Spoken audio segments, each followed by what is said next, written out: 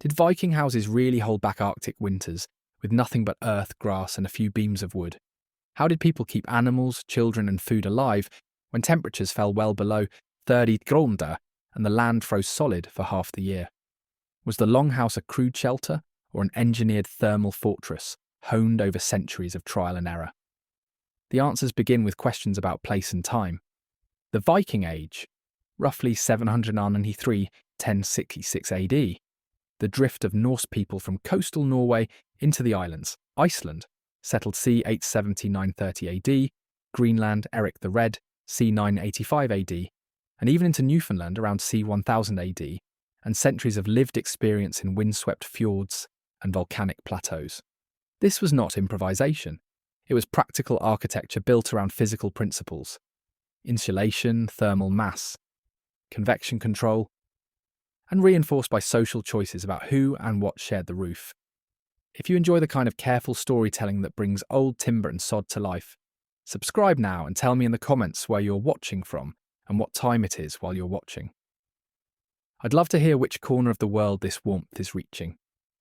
Imagine a coastline at dawn. A thin column of smoke unwinds from a low roof, the longhouse's silhouette melting into the hill like a half-sunken ship.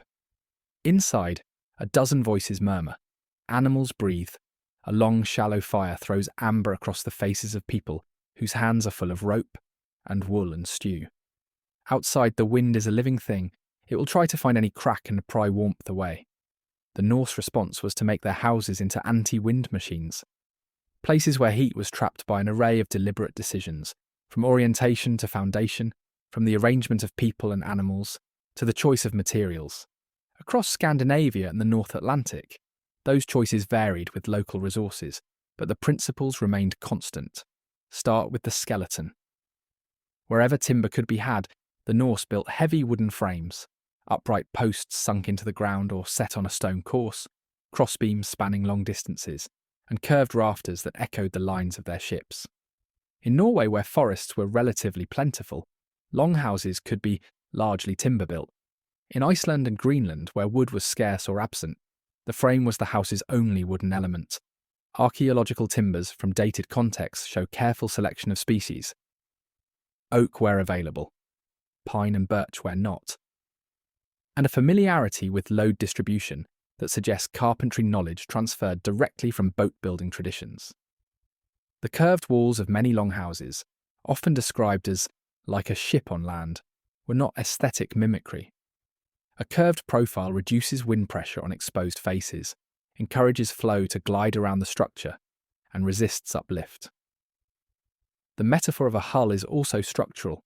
Ribs, keels, and planking become posts, collar beams, and wattle.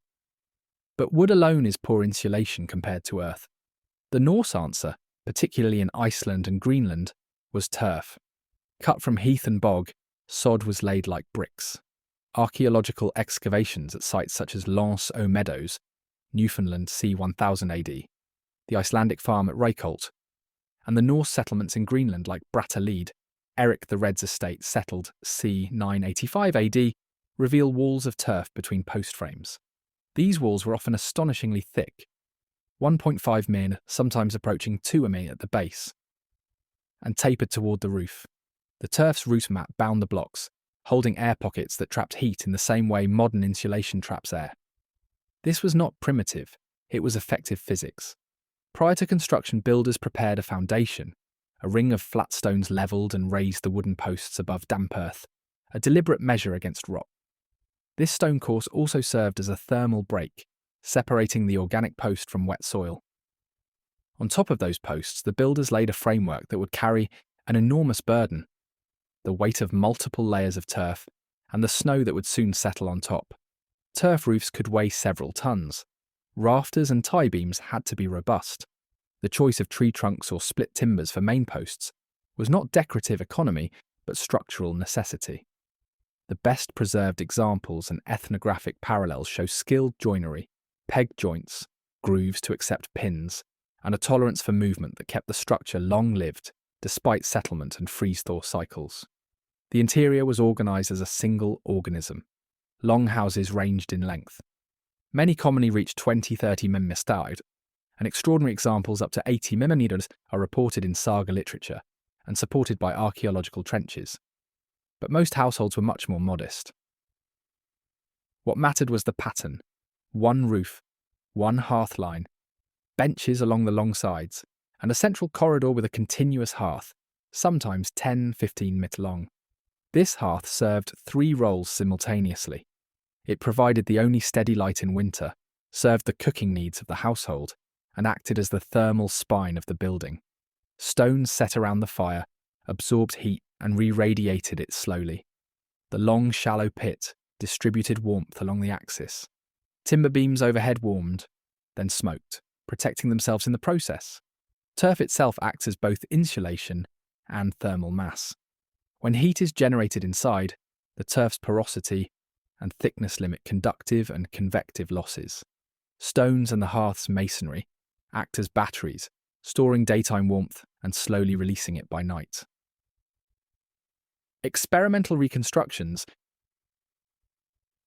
whether 20th century peat-roofed crofts in the Faroes or modern archaeologically informed reconstructions in Iceland, show interior temperatures that stayed well above freezing, even when outside temperatures dipped to 20 Geisk and below.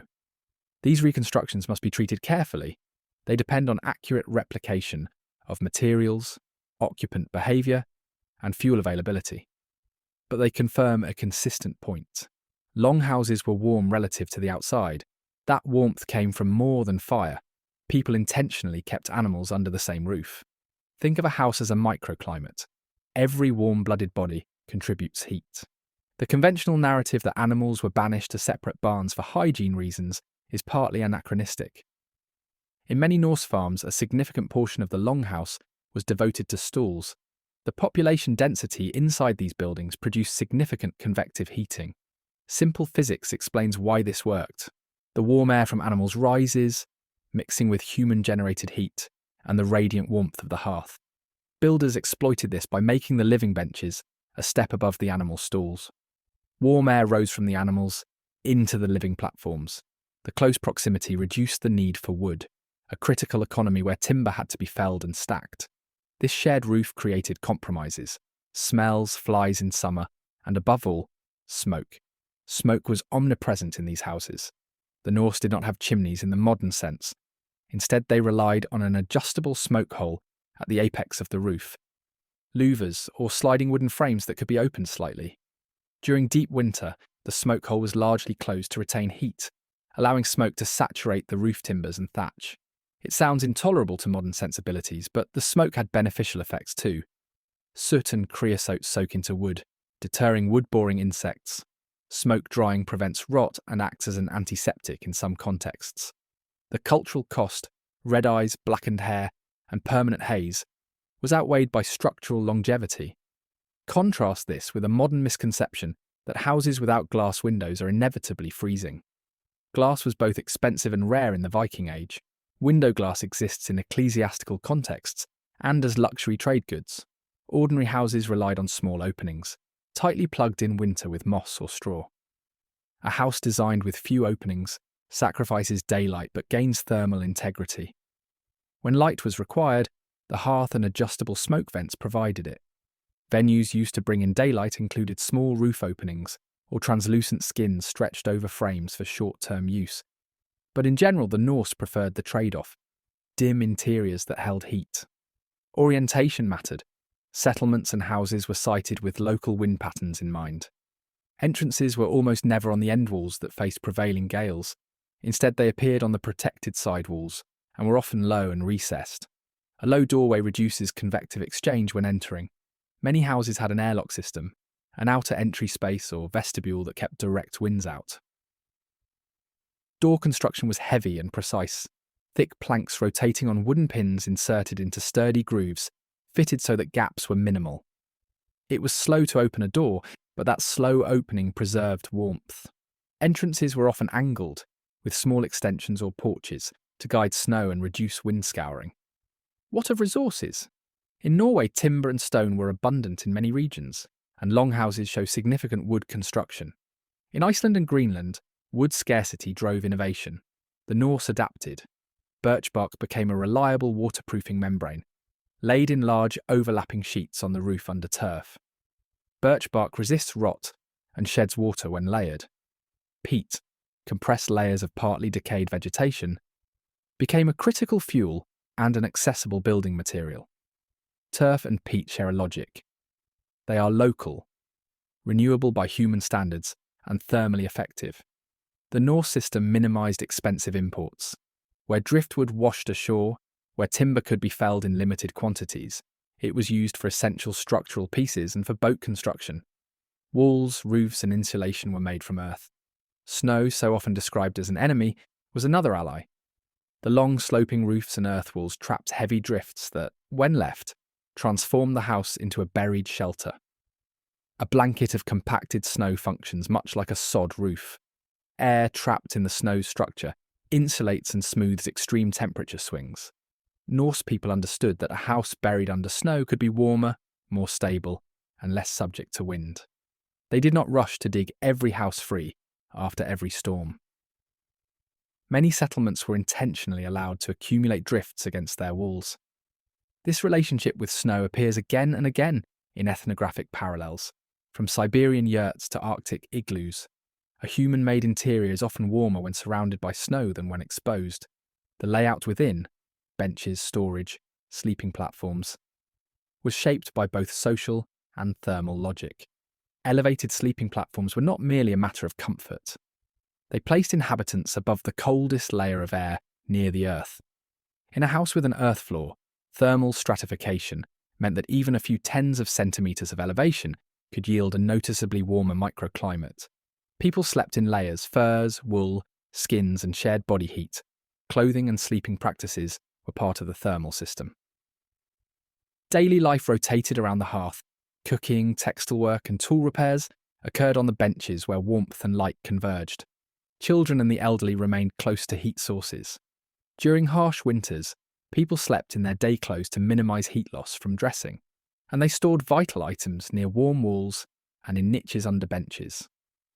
Within the archaeological record, there are concrete markers of this engineering.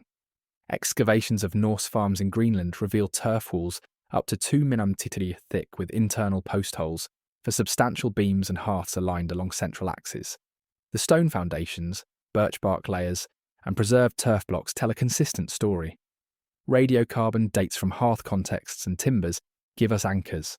Farms established in Greenland Sea. 985 AD, a heyday of expansion in the 11th and 12th centuries, and decline from the 14th century onward, in part because of climatic cooling during the onset of the Little Ice Age, roughly c. 1300, 1850 AD, and in part because of the complex interplay of trade, disease, and shifting local conditions. None of this negates the fact that for centuries, these settlements survived winters that would have defeated less well-adapted systems. There is an important myth-busting moment here. The assumption that Viking longhouses were simply dim, smoky, freezing dens where people suffered for want of modern comforts. The truth is more nuanced. Yes, interiors were smoky by our standards, and yes, light was limited. But those trade-offs were deliberate sacrifices to conserve heat. Where a modern Scandinavian home seeks large glazing and mechanical heating, a Norse home traded brightness for survivability. It was an adaptive strategy, not a failure of ingenuity. Fuel choices underscore this adaptability. Wood burning was the default where forests existed, but where wood was scarce, peat and seaweed played larger roles. Peat burns slowly and steadily. Seaweed burns quickly, but produces long, hot coals, and was commonly used in coastal regions where it could be harvested in bulk and dried for winter stores.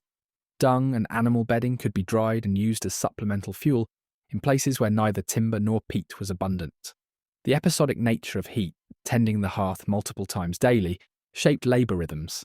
Cutting turf and peat in summer was as crucial as fishing and herding. Ventilation was managed in ways that balanced air quality with heat retention. The central hearth's smoke layer under the roof was dense, but occupants worked and breathed in the layer below. Smoke's antiseptic properties may have reduced parasite loads in timber and bedding. It also preserved hides and tools. When the outside air permitted, the adjustable roof vents were open to refresh air, but in deep winter, they were throttled down.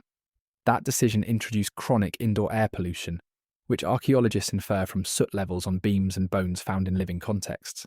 But given medieval life expectancies and infectious disease pressures, it's difficult to isolate smoke's long-term health cost from a wider epidemiological picture. The social layout of the longhouse reinforced comfort. Shared living under one roof concentrated metabolic heat and labour. It meant fewer structures to maintain, fewer roofs to repair, and concentrated stores to protect. It also meant privacy was limited. The sagas and lore sources reflect that reality.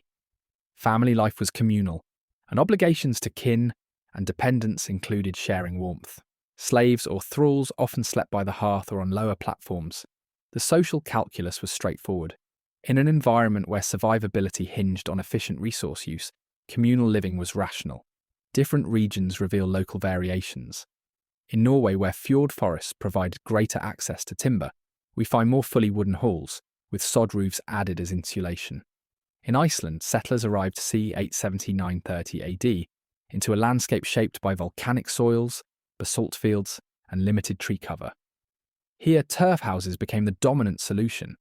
Icelandic sagas and later medieval records, combined with excavation data, show ring-fence approaches to turf house construction. Layered turf walls, birch bark waterproofing, and strong central posts. In Greenland, the initial Norse settlers landed in fjord systems with limited driftwood. Here the Norse adapted again.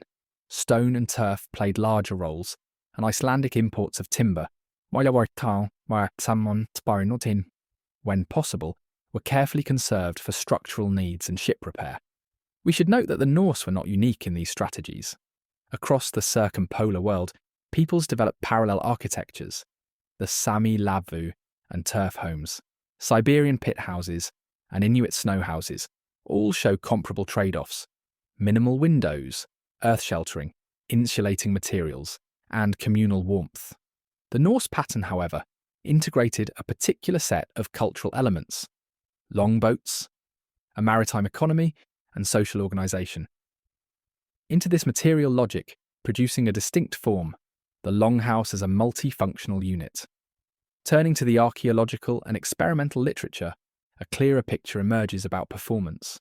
Measurements from reconstructed sod houses suggest interior temperatures could be maintained near freezing or above, while external temperatures fell below, 15 degrees to 20 degrees. Thermal mass in stones and packed turf smooths daily fluctuations. Even brief hearth maintenance yields persistent warmth as the stones radiate. Air exchange rates in these buildings were low by modern standards, reducing heat loss but increasing pollutant concentrations. These experimental findings must be coupled with ethnographic evidence of life patterns. People spent significant time outdoors, used layered clothing, and accepted environmental discomforts that would seem intolerable to modern urban sensibilities. When a household's metabolism, animals, and hearth are considered together, the energy budget becomes plausible. Less wood per person than an equal number of separate houses, fewer external surfaces to lose heat, and a built-in fuel economy. Roof biology played a curious double role. The living turf roof, seeded or colonised by grasses and herbs, stabilised the sod and increased roof cohesion. Its mass damped thermal fluctuations and, in summer, supported small horticultural experiments. Root vegetables or medicinal plants could be sited on south-facing turf roofs. Over decades, these roofs became ecological layers, gradually integrating the house into surrounding landscape ecology. In winter, when snow filled the contours, the roof's function merged with snow's insulating layer to produce a composite thermal blanket. We must also consider the long-term viability of these strategies. Norse expansion into the North Atlantic coincides with a period historians call the medieval warm period, roughly c. 950 to 1250 AD. Milder summers improved pasturage and extended growing seasons in some areas. This climate window allowed expansion into marginal lands, but as the climate cooled starting around c. 1300 AD, conditions became harsher. Marginal farms in Greenland experienced shorter growing seasons, sea ice made ship routes riskier, and the energy costs of maintaining warmth rose. Scholars debate the relative weight of climate, trade disruption, plagues, and social change in the decline of Greenland's Norse colonies in the 14th and 15th centuries. There is no single cause. Instead, there was a narrowing margin of survival where the previously adequate thermal and economic strategies required by a mixed subsistence economy became strained. What had been ingenious adaptation under favourable conditions turned more precarious as external factors shifted. That historical arc reveals something crucial about the Viking house. It was not a permanent triumph over nature, but an adaptive design attuned to a dynamic environment. The longhouse performed brilliantly under certain ecological regimes and social networks. Under others, it struggled. The impression of a single, immutable Viking house is therefore misleading. We should think in terms of a family of solutions tailored to place. Specific archaeological sites give us windows into these adaptations. The Norse farm at Brattahlid in Greenland, attested in the Vinland sagas and confirmed by excavation, shows turf-lined house walls, a series of outbuildings, and a church foundation suggesting a vibrant community from the 11th to the 14th centuries. The site at Longhouses Meadows in Newfoundland reveals Norse-built turf and timber structures linked to transient Atlantic voyages around C1000 AD. Excavations in Orkney and Shetland reveal longhouses with mixed stone and turf walls, reflecting both Norse influence and local building practices. Each site contributes data about hearth placement, entrance orientation, and wall thickness. And together they show repeated patterns: orientation to the landscape, turf insulation, multifunctional hearths, and shared animal space. Let's take a closer technical look at the heat dynamics that made these houses effective. Heat losses from a building occur through conduction, convection, and radiation. Thick turf walls reduce conductive losses by providing low thermal conductivity. The trapped air in turf is a poor heat conductor, acting similarly to fibrous modern insulators. Roof turf and packed snow add to the resistive layers above. Convective losses occur through air infiltration, drafts through doors, seams, and vents. The Norse minimized those through tight doors, vestibules, and few openings. Radiation losses are mitigated by thermal mass, stones and packed earth, that store and re-radiate heat. The hearth stones and the warmed masonry surfaces act as buffers, releasing heat slowly throughout the night. Add metabolic heat from people and animals, and you get a surprisingly small net outflow. This is not magic, it is applied thermodynamics. A recurring debate among scholars concerns the precise R values, insulative resistance, of turf and turf and barrier systems. Experimentalists have measured sod and peat to have meaningful R values, comparable in some arrangements to early, modern wattle and daub systems, and superior to single board walls. The presence of a birch bark waterproofing layer complicates conduction slightly, but its main utility is preventing water ingress, which would reduce insulation performance. The combination of turf plus birch bark plus an internal wooden lining is both weatherproof and thermally robust. Where permafrost or deep freeze was an issue, digging foundations slightly below frost depth, but above permanent ice layers, and using stones as a thermal break minimised freeze-related damage. Another practical trick was the patterning of interior tasks by temperature. Food storage used cold corners not inside the warm space. Shelved pantries in unheated outbuildings, cellars dug into frost-free depths, and cooled storage near the barn area. In Iceland, for example, storing fish and whey in cold pits was an established practice. Fermentation and drying were spatially ordered so that fuel-intensive processes were consolidated near the hearth or in dedicated buildings, while preservation tasks took advantage of cold microclimates outside the heated core. This minimised the need for high-intensity, continuous fires and allowed a household to balance fuel expenditure across seasons. The interplay between architecture and shipbuilding is worth emphasising. Many of the longhouses display joinery and framing techniques reminiscent of boat construction, pegged joints, curved ribs, and overlapping elements to shed water. The Norse were seafaring. Their tools, skills, and material knowledge from shipcraft informed their terrestrial buildings. This cross-domain engineering was not mere stylistic carryover, but a transfer of problem-solving. Both ship and house needed to resist wind, manage loads, and shed water. Shipwright precision in fitting timbers translated into tight doors and well-joined frames that resisted drafts. We should also touch on the social technologies that sustain these structures. Building a longhouse was communal labour. Cutting turf, hauling peat, felling and shaping postway, and raising the heavy roof required coordinated work groups. Seasonal labour rhythms. Turf cutting in summer, peat and wood harvesting in late summer and autumn were essential. Oral tradition and saga narratives emphasise cooperative work and reciprocal obligations. Law codes regulate labour and resource rights. A household's thermal survival depended on networks of assistance, not just on an individual's cunning. This social dimension is as much a technology as any birch bark membrane. Modern readers often wonder how the Norse managed hygiene, disease, and the long-term stench of living with animals. We must avoid moralising. Hygiene practices were those of pre-industrial societies. Waste was managed through designated areas. Ventilation occurred when weather permitted. Smoke's antimicrobial properties likely reduced some vectors. The communities that could maintain mobility, fishing, seasonal movements and trade, supplemented diets and reduced risks of localised failure.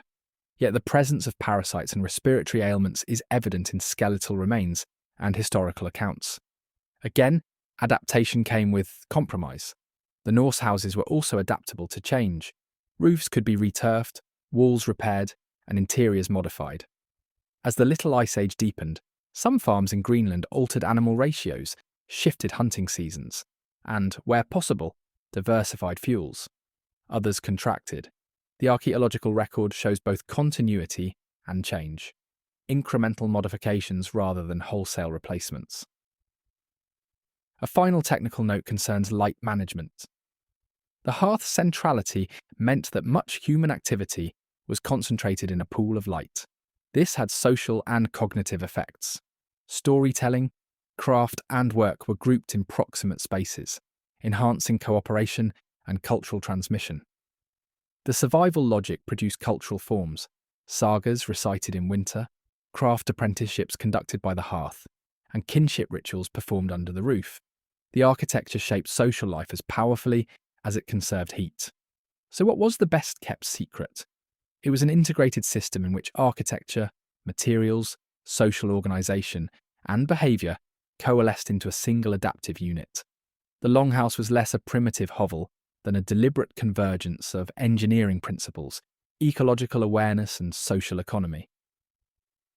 When the sagas describe great halls that hold feasts through winter or humble farmhouses that shelter livestock, and kin alike, they are recording not romantic spectacle, but lived engineering. We must, however, be honest about limitations and contested points. There is no single Viking house that matches every archaeological trench. Regional variation was immense.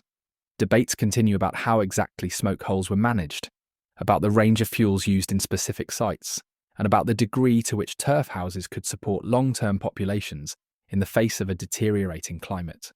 Radiocarbon dates and dendrochronology anchor many conclusions, but context matters.